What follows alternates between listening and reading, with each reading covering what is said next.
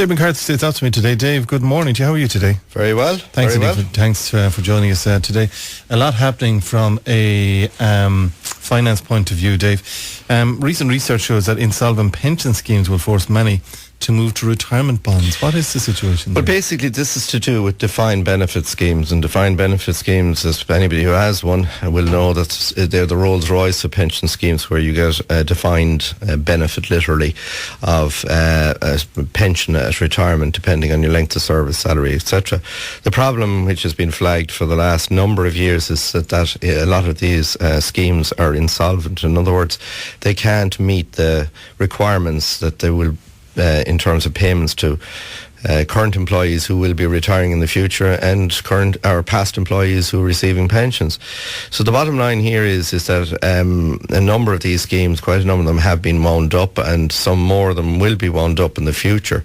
And for people who are in employment, are currently in those schemes, what it means is that you'll eventually have to take your benefits if the scheme is wound up and move it into what's known as a retirement bond. Essentially, a retirement bond means that the same conditions apply to when you retire, but you've got full control over how the money's invested, and you're completely separate from the original scheme because you've moved your benefits across.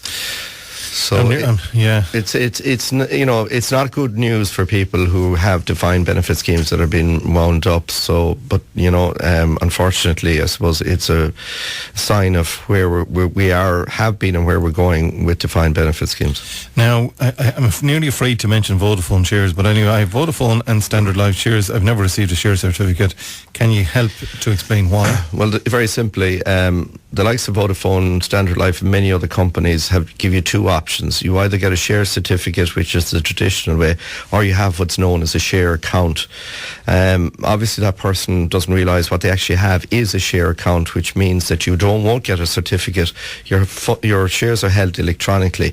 And where I suppose the issue comes in is if you want to sell the shares, you have to go through a defined process back through a company called Computershare, who handle the registration of most companies if you want to sell them, but you'll have all those details and the information you received from both companies in the past, and that's why you didn't get a share cert. And finally, in relation to property prices forecast to rise by 10% nationally, what's your thought process on that? Well, it's interesting, Keith, because I suppose some commentators have been trying to dumb down the property market for whatever reason, but it's recently certain economists have been pointing that the rise this year is going to be nationally about 10%, probably maybe 20% in Dublin.